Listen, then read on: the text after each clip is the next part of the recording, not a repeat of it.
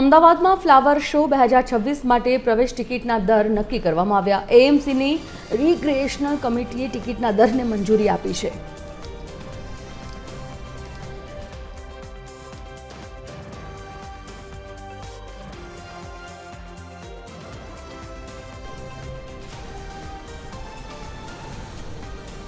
એએમસીની recreational કમિટીએ ટિકિટના દરને મંજૂરી આપી છે। સોમવારથી શુક્રવાર 12 વર્ષથી ઉપરના માટે ₹80 પ્રવેશ ફી નક્કી કરાઈ, તો શનિ રવિ અને જાહેર રજાએ ₹100 પ્રવેશ ફી નક્કી કરવામાં આવી। જાન્યુઆરીના પ્રથમ સપ્તાહમાં ફ્લાવર શો 2026નું આયોજન કરવામાં આવ્યું। 12 વર્ષથી નીચેના બાળકો, દિવ્યાંગો, સૈનિકોને ફ્રી પ્રવેશ આપવામાં આવશે। અમદાવાદ મ્યુનિસિપલ કોર્પોરેશન દ્વારા 14મો ફ્લાવર શો જાન્યુઆરી મહિનામાં યોજાવાનું છે। તેને લઈને હવે તડામાર તૈયારીઓ જે છે શરૂ કરી દેવામાં આવી છે।